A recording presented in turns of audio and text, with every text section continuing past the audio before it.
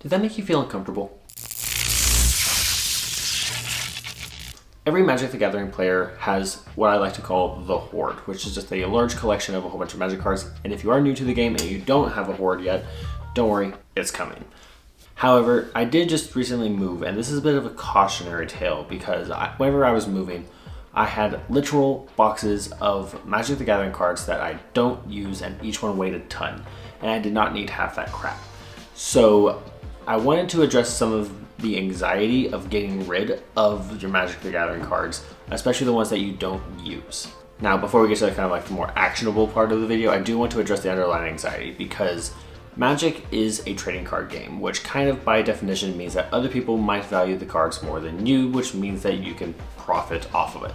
There are some cards that are worthless or are reprinted to the point where they are next to worthless.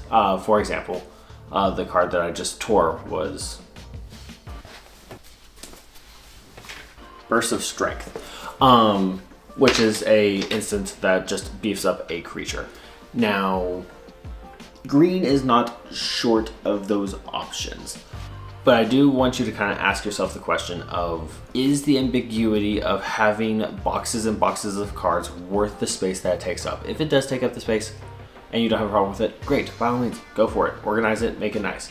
But that does kind of segue to the other part, which is the time spent searching for that one particular vampire that might go well in your Edgar Markov deck might not pay off just from a cost analysis perspective. And what I mean by that is your time worth more than the time you're spending trying to save 10 cents by finding that one vampire?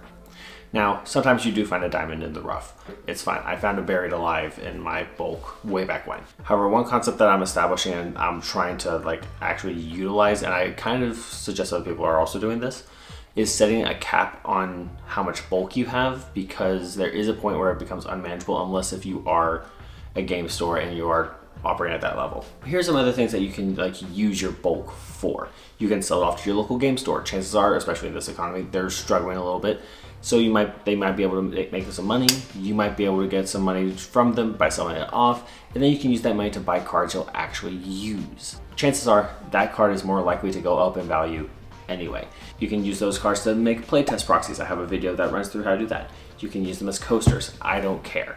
All that to say though, if you do find yourself either getting anxious about getting rid of some cards, or the idea kind of makes you uncomfortable, I want to kind of push your brain in this way of maybe it's time to get rid of some of that bulk. Because the truth of the matter is, chances are, once you get rid of that friction from enjoying the hobby, you might enjoy it more. Just food for thought.